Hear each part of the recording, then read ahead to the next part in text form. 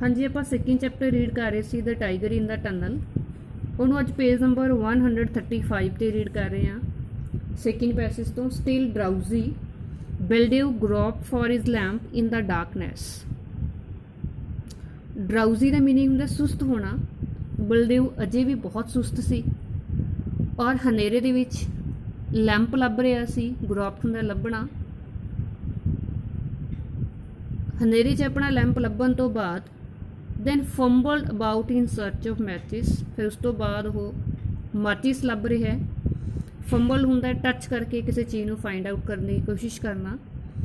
Van he had produced a light, ਹਨੇਰੇ ਵਿੱਚੋਂ lamp ਲੱਭ ਲੈਂਦਾ ਹੈ, ਮਾਚਿਸ ਲੱਭ ਲੈਂਦਾ ਹੈ, ਫਿਰ ਲਾਈਟ ਪ੍ਰੋਡਿਊਸ ਕਰ ਲੈਂਦਾ ਹੈ, ਲੈਂਪ ਨੂੰ ਜਗਾ ਲੈਂਦਾ ਹੈ। ਹੀ ਲੈਫਟ ਦਾ ਹਟ, ਕਲੋਜ਼ ਦਾ ਡੋਰ ਬਿਹਾਈਂਡ ਹਿਮ। ਤਾਂ ਹਟ ਦੇ ਵਿੱਚੋਂ ਬਾਹਰ ਆਉਂਦਾ ਹੈ ਔਰ ਡੋਰ ਬੰਦ ਕਰ ਦਿੰਦਾ ਹੈ। And set off along the permanent way. Permanent way ਮਤਲਬ ਰੇਲਵੇ ਲਾਈਨ। ਉਸ ਤੋਂ ਬਾਅਦ ਰੇਲਵੇ ਲਾਈਨ 'ਤੇ ਚੱਲ ਪੈਂਦਾ ਹੈ। ਟੈਂਬੂ ਹੈਡ ਫਾਲਨ ਅਸਲੀਪ ਅਗੇਨ। ਬਿਲਡੇਵ ਦਾ ਬੇਟਾ ਟੈਂਬੂ ਜੋ ਕੁਝ ਸੈਕਿੰਡ ਦੇ ਲਈ ਜਾਗਿਆ ਸੀ ਔਰ ਆਪਣੇ ਫਾਦਰ ਨੂੰ ਕਹਿ ਰਿਹਾ ਸੀ ਕਿ ਮੈਂ ਵੀ ਤੁਹਾਡੇ ਨਾਲ ਚੱਲਾਂ, ਤਾਂ ਬਿਲਡੇਵ ਮਨਾ ਕਰ ਦਿੰਦਾ ਕਿ ਨਹੀਂ, ਬਾਹਰ ਠੰਡ ਬਹੁਤ ਜ਼ਿਆਦਾ ਹੈ। ਤਾਂ ਟੈਂਬੂ ਦੁਆਰਾ ਤੋਂ ਸੋ ਜਾਂਦਾ ਹੈ। Bildev wondered whether the lamp on the signal post was still alight. Bildev ਬੜਾ ਹੈਰਾਨ ਹੁੰਦਾ ਹੈ ਔਰ ਸੋਚ ਰਿਹਾ ਹੈ ਕਿ ਸਿਗਨਲ ਪੋਸਟ 'ਤੇ ਅਜੇ ਵੀ ਲੈਂਪ ਜਗ ਰਿਹਾ ਹੈ। ਗੈਦਰਿੰਗ ਹਿਜ਼ ਸ਼ਾਲ ਕਲੋਜ਼ਰ ਅਬਾਊਟ ਹਿਮ, ਤਾਂ ਆਪਣੇ ਸ਼ਾਲ ਨੂੰ ਹੋਰ ਚੰਗੀ ਤਰ੍ਹਾਂ ਲਪੇਟ ਲੈਂਦਾ ਹੈ। ਹੀ ਸਟੰਬਲਡ ਔਨ ਹੁੰਦਾ ਹੈ ਥੋੜ੍ਹਾ ਲੜਖੜਾ ਕੇ ਚੱਲਣਾ, ਨੀਂਦ ਦੇ ਵੀ ਚੱਲਣਾ। ਤਾਂ ਅੱਗੇ ਜਾ ਰਿਹਾ ਹੈ। ਸਮਟਾਈਮਸ ਅਲੋਂਗ ਦਾ ਰੇਲਸ, ਸਮਟਾਈਮਸ ਅਲੋਂਗ ਦਾ ਬਲਾਸਟ। ਕਦੀ ਕਦੀ ਰੇਲਵੇ ਲਾਈਨ 'ਤੇ ਚੱਲਦਾ ਹੈ, ਕਦੀ ਕਦੀ ਜੋ ਪੱਥਰਾਂ ਦੇ ਟੁੱਟੇ ਹੋਏ ਪੀਸਿਸ ਨੇ ਉਹਨਾਂ 'ਤੇ ਚੱਲਦਾ ਹੈ। He longed to get back to his warm corner in the hut which ਓਵਰਹੰਗ the main line ਥ੍ਰੈਟਨਿੰਗਲੀ। ਲੌਂਗ ਹੁੰਦਾ ਹੈ ਡਿਜ਼ਾਇਰ ਕਰਨਾ, ਇੱਛਾ ਕਰਨਾ। ਕਿਉਂਕਿ ਬਾਹਰ ਠੰਡ ਬਹੁਤ ਜ਼ਿਆਦਾ ਹੈ ਤਾਂ ਉਹ ਦਿਲ ਹੀ ਦਿਲ ਸੋਚ ਰਿਹਾ ਹੈ ਔਰ ਉਹਨੂੰ ਆਪਣੀ ਜੋ ਹਟ ਦਾ ਨਿੱਘੇ ਉਹ ਯਾਦ ਆ ਰਿਹਾ ਹੈ। ਉਹ ਸੋਚ ਰਿਹਾ ਕਿ ਕਾਸ਼ ਮੈਂ ਹਟ ਦੇ ਅੰਦਰ ਹੀ ਹੁੰਦਾ। ਔਰ ਉਹ ਵਾਲੀ ਹਟ ਜੋ ਮੇਨ ਲਾਈਨ ਨੂੰ ਥ੍ਰੈਟਨਿੰਗਲੀ ਦੇਖ ਰਹੀ ਹੁੰਦੀ ਹੈ ਦੂਰ ਤੋਂ। On entering the cutting with its sheer rock walls towering high above the rails. ਤਾਂ ਉਸ ਤੋਂ ਬਾਅਦ ਉਹ ਤੰਗ ਰਸਤਿਆਂ ਦੇ ਵਿੱਚ ਦੀ ਹੁੰਦਾ ਹੋਇਆ, ਪੱਥਰਾਂ ਦੇ ਉੱਪਰ ਦੀ ਲੰਘਦਾ ਹੋਇਆ, ਉਹ ਵਾਲੀ ਦੀਵਾਰ ਜੋ ਪੱਥਰਾਂ ਦੀ ਬਣੀ ਹੋਈ ਸੀ ਉਸ ਦੇ ਕੋਲ ਦੀ ਹੁੰਦਾ ਹੋਇਆ ਰੇਲਵੇ ਤੋਂ ਉੱਪਰ ਜਾ ਰਿਹਾ ਹੈ। Baldev could not help thinking about the wild animals he might encounter. But rails 'ਤੇ ਚੱਲਦਾ ਚੱਲਦਾ ਉਹ ਜੋ ਵਾਈਲਡ ਐਨੀਮਲਸ ਨੇ, ਜੰਗਲੀ ਜਾਨਵਰ ਨੇ, ਉਹਨਾਂ ਬਾਰੇ ਸੋਚੇ ਬਿਨਾਂ ਨਹੀਂ ਰਹਿ ਸਕਿਆ ਜਿਨ੍ਹਾਂ ਨੂੰ ਉਹ ਉੱਥੇ ਮਿਲ ਸਕਦਾ ਸੀ, ਜਿਨ੍ਹਾਂ ਐਨੀਮਲਸ ਨਾਲ ਉਸਦਾ ਐਨਕਾਊਂਟਰ ਹੋ ਸਕਦਾ ਸੀ। Which are supposed to frequent this spot. ਉਹ ਵਾਲੇ ਐਨੀਮਲਸ ਜਿਨ੍ਹਾਂ ਬਾਰੇ ਕਿਹਾ ਜਾਂਦਾ ਹੈ ਕਿ ਅਕਸਰ ਜਿਹੜੇ ਉਹ ਐਨੀਮਲਸ ਨੇ ਉਸ ਜਗ੍ਹਾ ਦੇ ਉੱਪਰ ਆਉਂਦੇ ਰਹਿੰਦੇ ਹੈ। But he hardly believed these stories for since his arrival at this place a month ago। ਚਾਹੇ ਉਹ ਇਸ ਜਗ੍ਹਾ ਦੇ ਉੱਪਰ 1 ਮਹੀਨਾ ਪਹਿਲਾਂ ਆਇਆ ਸੀ, ਪਰ ਲੋਕ ਜੋ ਇਹਨਾਂ ਐਨੀਮਲਸ ਬਾਰੇ ਗੱਲਾਂ ਕਰਦੇ ਸੀ, ਜੋ ਸਟੋਰੀਜ਼ ਸੀਗੀਆਂ ਐਨੀਮਲਸ ਨਾਲ ਰਿਲੇਟਡ, ਉਹਨਾਂ ਦੇ ਉੱਪਰ ਬਿਲਡੇਵ ਨੂੰ ਬਿਲਕੁਲ ਵੀ ਵਿਸ਼ਵਾਸ ਨਹੀਂ ਸੀ। ਬੜੀ ਮੁਸ਼ਕਿਲ ਨਾਲ ਉਹਨਾਂ ਦੇ ਉੱਪਰ ਵਿਸ਼ਵਾਸ ਕਰ ਸਕਦਾ ਸੀ। ਦੇਅਰ ਹੈਡ ਆਫ ਕੋਰਸ ਬੀਨ ਪੈਂਥਰਸ। ਕਹਿੰਦਾ ਹਾਂ ਉੱਥੇ ਜਿਹੜੇ ਕੁਝ ਪੈਂਥਰਸ ਨੇ, ਕੁਝ ਚੀਤੇ ਨੇ, ਆਉਂਦੇ ਸੀ।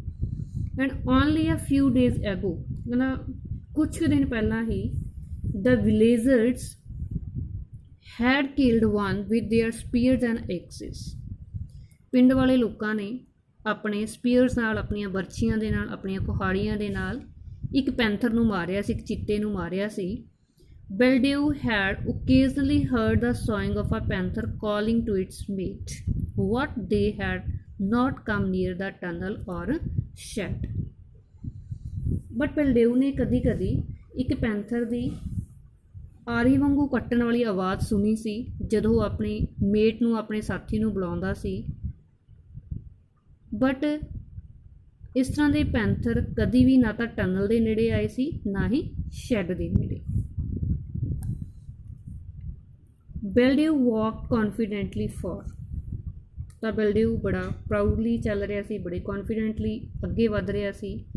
ਬੀਇੰਗ ਅ ਟਰਾਈਬਲ ਹਿਮਸੈਲਫ, ਕਿਉਂਕਿ ਇੱਕ ਕਬੀਲੇ ਦੇ ਵਿੱਚ ਰਹਿਣ ਵਾਲਾ ਸੀ। ਹੀ ਵਾਜ਼ ਯੂਜ਼ਡ ਟੂ ਦ ਜੰਗਲ and it's ways.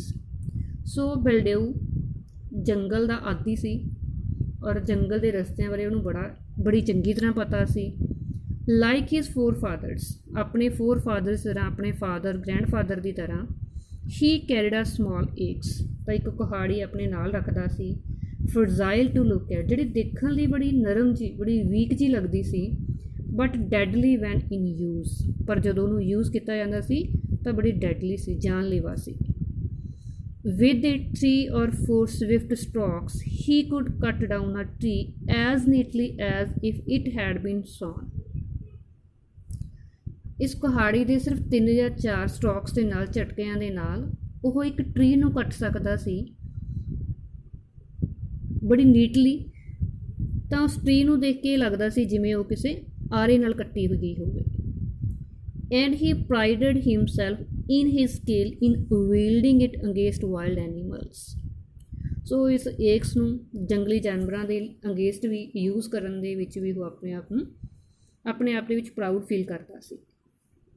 He had killed a young bull with it once, ਇੱਕ ਵਾਰ ਉਹਨੇ ਇਸ ਏਕਸ ਦੇ ਨਾਲ ਇੱਕ ਜੰਗਲੀ ਸੂਰ ਨੂੰ ਮਾਰਿਆ ਸੀ। And the family had feasted on the flesh for 3 days, ਔਰ ਉਸ ਬੋਰ ਦਾ ਜੋ ਫਲੈਸ਼ ਸੀ, ਜੋ ਮਾਸ ਸੀ, ਉਹ 3 ਦਿਨ ਤੱਕ ਉਸਦੀ ਫੈਮਿਲੀ ਨੇ ਇੰਜੋਏ ਕੀਤਾ ਸੀ। The axe head of pure steel, thin but ringing true like a bell. ਉਹ ਵਾਲੀ ਕੁਹਾੜੀ ਜਿਸ ਦਾ ਜੋ ਉੱਪਰ ਵਾਲਾ ਸਿਰਾ ਸੀ ਉਹ ਸਟੀਲ ਦਾ ਬਣਿਆ ਹੋਇਆ ਸੀ, ਪਿਓਰ ਸਟੀਲ ਦਾ ਬਣਿਆ ਸੀ, ਪਤਲੀ ਸੀ, ਬਟ ਜਦੋਂ ਉਹਨੂੰ ਯੂਜ਼ ਕਰਦਾ ਸੀ ਤਾਂ ਬੈਲ ਦੀ ਤਰ੍ਹਾਂ ਆਵਾਜ਼ ਆਉਂਦੀ ਸੀ, ਜਿਵੇਂ ਕੋਈ ਬੈਲ ਵੱਜ ਰਹੀ ਹੋਵੇ। Had been made by his father over a charcoal fire, ਇਹ ਵਾਲੀ ਕੁਹਾੜੀ ਉਹਦੇ ਫਾਦਰ ਨੇ ਚਾਰਕੋਲ ਫਾਇਰ, ਕੋਲੇ ਦੀ ਅੱਗ ਦੇ ਉੱਪਰ ਤਿਆਰ ਕੀਤੀ ਸੀ। This axe was part of himself, ਤਾਂ ਏਕਸ ਨੂੰ ਹਮੇਸ਼ਾ ਆਪਣੇ ਨਾਲ ਰੱਖਦਾ ਸੀ ਜਿਸ ਤਰ੍ਹਾਂ ਉਸਦਾ ਕੋਈ ਪਾਰਟ ਹੋਵੇ। ਵੇਅਰ ਐਵਰ ਹੀ ਵੈਂਟ, ਜਿੱਥੇ ਵੀ ਉਹ ਜਾਂਦਾ ਸੀ। Be it to the,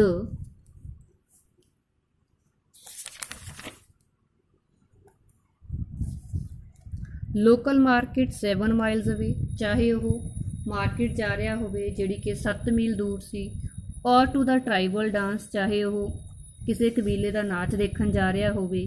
the aches was always in his hand, ਤਾਂ ਇਹ ਵਾਲੀ ਏਕਸ ਹਮੇਸ਼ਾ ਉਹਦੇ ਹੱਥ ਦੇ ਵਿੱਚ ਰਹਿੰਦੀ ਸੀ। ਓਕੇਜ਼ਨਲੀ ਐਨ official who had come to the station had offered him good money for the weapon.